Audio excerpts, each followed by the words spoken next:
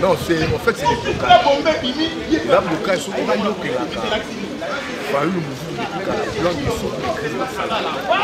déjà au mois de mars, je crois 2019, 2020. Non, non, ça n'a pas été. Ça a été une réforme. Ce n'est pas nous qui l'avons venu tout. Nous avons la réforme, voilà. Nous avons les autres obligés. Donc, nous avons là, pour en tout cas, même l'élection, tout déjà un consensus sur le niveau. Donc, nous avons alors, du coup, un moment pour l'église catholique, donc c'est pas le moment, il faut que beaucoup de gens. Maintenant, ma caméra. Christian, il y a cela 2 ans, Maloma va ouvrir la première alliée où toutes les classes politiques et sociales basent pour les réformes, des réformes constitutionnelles. Oui, basent pour les élections, mais des élections qui doivent être anticipées par les réformes. Réforme sécuritaire, il y a une politisation. Il faut dépolitiser la sécurité. Ils habitent tout le monde. Tout est caillou. Dans la seigneur, tout est commis. Baï politique. Tout est caillou. Il y a une réforme propre. La loi qui garantit. Il y a une loi qui est écrite par réformer. Et le biseau qui va professeur religieux va trouver candidat. Il faut plénier un candidat président. Mais bien qu'il va causer comme ça, il y a un moment sur la commission paritaire. Commission paritaire, ils ont produit un candidat président à la CNT. C'est que comme problème. C'est que comme problème. Alors, la nature a vie de l'horreur. C'est qu'il a bandi maté. Malamouka l'obité que bisoté. Ezad bisoté.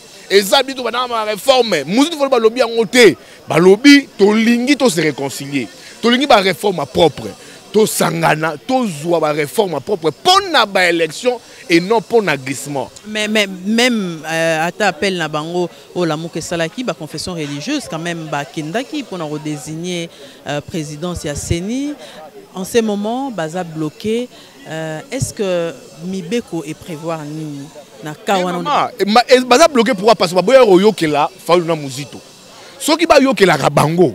Je te dis ici non, on allait déjà trouver consensus soit bon bah diriger Mboka. Mais tant que bango ba mettre ba mise à plan de sortie de crise. Parce que que la mouka eza pour na le glissement matin, ce qui va pour le glissement, bah on s'appelle de sortie de crise. Depuis le mois de mars, bah retravailler on ba mise au mois de novembre les sous. Oh il faut ba réforme. Mais ba boyaki ba ça li forcing. Mais forcing on le foutu biso wapi. Et même biso wapi. Les 6 autres confessions religieuses, bah, lobby que ECC na Église catholique, ils ont exécuté programme Yalamouka. Tu vois les abattus, on est sur les 6 autres confessions religieuses, bah exécuter plein pouvoir. Dodo Kamba n'a pas pouvoir. Qui est ça pour placer Dodo Kamba c'est le pouvoir. Très bien photo dans les réseaux sociaux Tshisekedi. Dodo Kamba n'a pas pouvoir. Alors tu as vu son monsieur Denis Kadima. Denis Kadima a travaillé maman, babé dans la présence de la République. A travaillé dans l'organe organe mort ya réforme institutionnelle financée par les PNUD. Non attendant Denis Kadima kuna. C'est les mécanismes de son suivi accord cadre dit ça bien géré par Claude Dibalanki qui est très proche du président de la République. Vous avez preuve que Denis Kadima est proche du pouvoir. Mais alors qu'il a travaillé pour la réforme de la présidence pour une organisation moro internationale. Alors qu'il délégué il y a mécanisme de son suivi il y a délégué, c'est Claude Dibalanki qui l'avait été délégué. Qu'est-ce qui m'engueule c'est que le bawa. Kadima aza Canada biso maman. Babomi sur Denis Kadima. Il ne fallait pas que l'église kimbanguiste puisse communiquer sur Denis Kadima.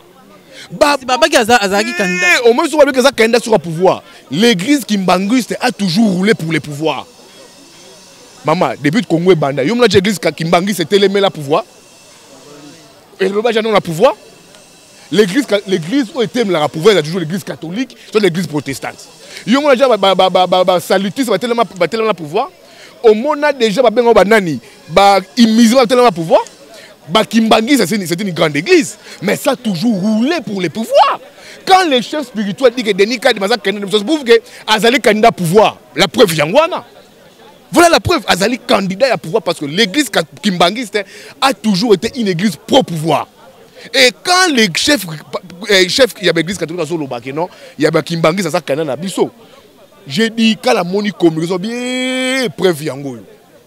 Alors, Babi a lobby pour couper court parce que nous avons eu na lobby Lio, Denis Kadima, il fallait pas l'église catholique, l'église Kimbangi s'est communiqué sérieux. Babomié. L'église Kimbangi, c'est une église qui est pro-pouvoir. Pro-pouvoir, à Télémé n'a jamais pouvoir, Azara toujours n'a pouvoir par rapport à l'église catholique. Ou Azara n'a peuple, n'a pas pauvre. C'est une mauvaise communication. Et l'église que Denis Kadima, Félix, Azara pouvoir. L'église catholique, il y a l'église catholique qui a pouvoir.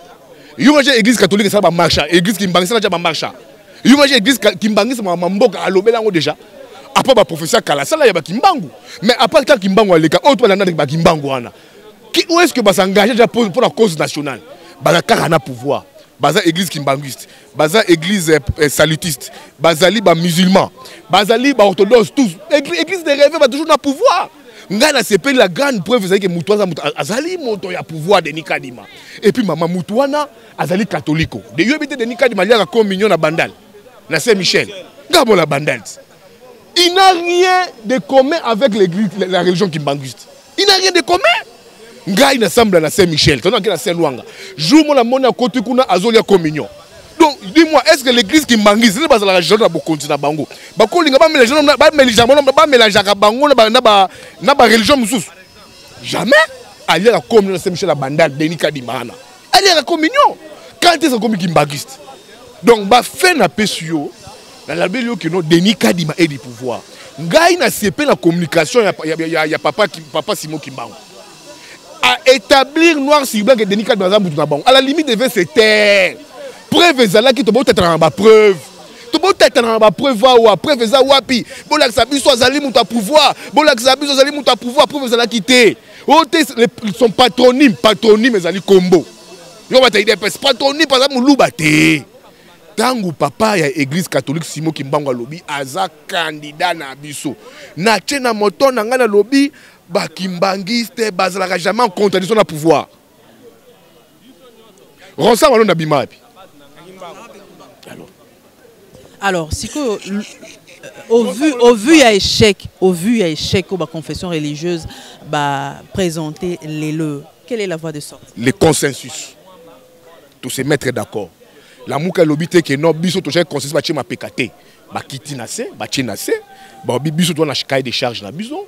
Bino ba problème to solo là pour na 2022 to ba problème. Le consensus, c'est simple. Mais nanga mbukuna ba oloba ke ba osenga dialogue, ba lingi dialogue. Et là mama dialogue té, ceux qui dialogue, la mouka c'est pour la dialogue, ba lobeli bino koto té na conférence de presse il y a tandem non? Il y a présidium. Ceux ba lingi dialogue ba présenter plein de sortes de Christ. Ceux ba yo ke la bango to ko na schéma au té mama na ngai. Consensus, il a encore temps. 6 mois au yo to tike non va faire de l'année. To la ba problème à réforme. Tout le problème animateur à Séni. 2022, je crois que ce programme la mouke repose le 3 octobre. 2022, comme ça, année purement électorale. Déployer kit, casser le bureau de vote, convoquer le peuple à l'identification de l'enrôlement. 2022, c'est une élection. Sous quel format consensus on fait? Maman, format Zali que la mouka a lobby biso à réforme na biso Zali boye. FCC a lobby biso totel ba délégué na biso to lingi un large consensus. Bato union sacré na Katumbi na Kameri ba lobby consensus. Ba ya ba cahier de charge na bango. En 2 mois on peut le faire na Kinshasa. Entre-temps, président de l'Assemblée nationale Mbosso a mis déjà en place commission paritaire. Joe Biden Mbosso on a azam tout monde ça la forcing. Azana ba perte en mémoire à Makasi. On a 2006 IDPS et Yaragate. Élection c'est les maras. Mais en 2006 l'IDPS n'était pas composante. L'IDPS n'était pas parti pour les élections. Pour être parti pour les élections, il faut être d'abord composante. C'était normal. Pour l'élection, on a trouvé l'identification. Pour y avoir c'était normal. La composante était. La commission paritaire en 2011, il devait la rater. Mais avec quelles élections en 2011? C'était quelles élections? Donc Bosso veut nous prendre kata auto en termes d'élection qui veut nous ramener. Alors la place érotique à la vacante, si batona bango se résoudre que le problème c'est un problème général. Il faut respecter volonté à peuple, souveraineté à peuple. Ce qui est respecter souveraineté à peuple, je pense que le pays va avancer. Par exemple, il y a Zambie. Motowana Edgar Lungu, il a fait avancer son pays. Mais à mon élection, il a été battu, à respecter victoire à peuple, accueilli. Mais nous, on a en face de nous des gens qui veulent. Pendant 37 ans pour des valeurs démocratiques. Mais il faut pouvoir. Parce que sa valeur démocratique, on a été. Un pays à sens unique. Il y a un autre lingaté. D'où au monde, il a montré le lobby les 15. Tout na balabala. Tout na balabala. Tout là qui s'acquiert. Balabala ngo, tout le monde a même cité n'a pas devant l'Assemblée nationale, n'engue ba panza ba jeune na ba gaz lacrymogène risque ezali ba balabala les 15. Oui, quand on a lutte na processus de lutte démocratique. Tout le monde va payer Bela. Celui qui Kabila militaire, Atika Bokonzi, un militaire, alors un civil. Hein? Lutte démocratique, toi, dans l'expérience, on va payer Bela africain. Va payer Bela africain dans la lutte armée. Mais sur la lutte démocratique, depuis 60, depuis nos pères fondateurs, il y a Mboka. Les Lumumba, les Etienne Tshisekedi, la lutte démocratique. Et la lutte démocratique, ils sont forts. On va continuer avec. Question et recensement. Toyokerisa Maloukonde de Paloba qui est à aucune belle élection. T'es sans recensement. Maloukonde des tapis rouges. Non, tapis rouge. On l'en est pourquoi? Il y a des warriors naya. Moi, t'es innocent, parce que c'est leçon. Sur dans la batabon vraiment. Il y a tapis rouge, il y a cop naye, il y a warrior naye. Dis-moi, bah ça ni pour Namboka depuis bazar. Il ne faut rien. Donc recensement, dis-moi, bon recenser parti Namboka. N'a pas insécurité comme et je veux recenser quelle partie de la République. Moi, on a 5 groupes armés. On va sur l'armée kenyenne, l'armée américaine, il y a une coopération militaire. On ne sait pas si le gouvernement américain est informé. Quelle est cette coopération? Quelle est cette coopération militaire? Arrivé à battre. Quand un des militaires américains se déploie sur le Moussou, c'est avec l'aval du gouvernement là-bas. Les congrès connaissent. C'est ambassadeur là-bas. On a dit on a une coopération militaire. On a besoin de clause de coopération militaire. On a un conseil technique, un conseil de MONUSCO. L'armée kenyenne est Zawana. Et faut les abazo pour marabat. Quel impact il y a des troupes étrangères dans le sol congolais? Et ça, comédie. C'est une comédie, l'état de siège. Par exemple, il faut dans l'état de siège, c'est le bon état de siège, mais les accords bilatéraux, ils ont signé. Ils ont signé l'état de siège. Dans l'article, moi, je joue Le Monde. Les gens meurent chaque jour. Récemment, il y a eu 500 morts. Vous pensez que l'état de siège ils ont comédie, maman. Et c'est de la comédie, ça. Ils ont comédie, donc ils ont libre. Mais qui s'est capturé, conquérir l'espace. L'espace, il va conquérir déjà. Pas le blabisote. Maintenant, information, mon sous-sous. FRDC. Tu es gouverneur militaire. Tu es gouverneur militaire. Tu es Jamassis. Tu es villageois. L'Est est infiltré. L'Est est introduit par des groupes armés. L'infiltration, c'est de part et d'autre, même dans notre armée. Bon, le problème à Est, c'est un problème complexe. On parle du problème des réformes de l'armée, l'infiltration de l'armée, et les rôles de nos partenaires. Est-ce que nos partenaires sont fiables envers nous?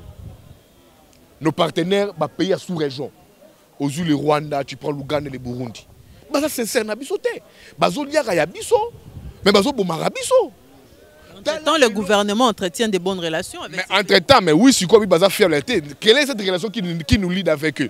Il y a une élection après secrétaire exécutif, il y a Sadeka. Sur 26 nations, Tomi voté en Biso Moko, na Rwanda. Oh, le pouvoir de ça, Tomi voté Biso Moko. Ça signifie que le Rwanda n'est pas prêt à lâcher le Congo. Barosala Makambu, à notre insu, à contre volonté na Biso. C'est là où je dis, Tokoma d'abord État, Tokoma fort, toi imposer rapport de force, et là les gens vont nous respecter. C'est un peu ça. L'UDPS ne jure que dans le deuxième mandat, Félix Tshisekedi, gouvernement des Warriors et présentant qui bilan en gros, quel est le bilan que vous établissez? Négatif, sur toutes les lignes. Et vous Non, mais ils étaient courrisatés, surgelés, qui étaient karaté, mon voisin dans mon. Non. Maintenant après Suko. Azar la FCC quand. À la gouvernement naït. Badoro de Faraba, Baba, Sotoba, Miso, de Fima pour sauter, mais rien n'a changé. Peuple en Anzala, ma belle, ils ont comme. Mais ça m'a adressé des bilans à yé. Kaza bien. Aliaga bien, Amelara bien, Atambolara bien, Alandara bien. Adresser des bilans, ils ont négatif. Ils ont positif. Il y a yé sama. Yé gouvernement naï, baza no baza bien. Baliaga bien, Bamelara bien. Ce que le groupe électrogène, maman est déclenché, tu cas climatisé, monteur toujours full, bah on est baza bien. Mais le peuple là, dans sa misère, le peuple bien, c'est un bilan négatif. D'abord, il a un programme. Ça m'a quel programme? À la programme T. À la programme T. Oh, chaque année, à chaque personne, vraiment 12 milliards. 12 milliards en raison, je crois, de 4 ou 5 milliards l'an. Il a déjà mobilisé ça. Toi, j'ai accepté c'est son budgétaire. Il va se sortir comment il va mobiliser ces fonds-là? Donc, c'est une comédie. Tout ça, on a vu. C'est de la pure distraction. Alors, l'Assemblée nationale, tout le monde déjà voix s'accorder dans la union sacrée au Salaki. Est-ce que déjà tout le basculement il y a majorité en gros et puis incidence dans la politique? Mais ce qui est Félix majorité, il n'y a pas de majorité. C'est très normal. C'est normal. Tu vois, c'est un marché de dupes en français. Un marché de dupes. Au Yibinga na Yibio. C'est un marché de... C'est ma solo déjà, majorité, on a vraiment stable. Ce qui est vrai, Katoumina Kabila va Kati. Parce que Kabila, Katoumina va la loi congolaise, sur l'équipe, elle est out. Et Katoumbi compose avec Kabila pour consolider majoritairement le Kati. Bon, même si l'équipe, il y a le bas qui est au débat, il y a un longwa. Mais ça, erreur n'a pas Katoumbi. S'il avait écouté Fayou, tout le monde à niveau, tout le monde à schéma, tout le monde à mécanisme. À Boyanego, soit yo que la Fayou, na Muzito. Encore ma humiliation de subir. N'allez pas arriver là, il y a de subir l'humiliation.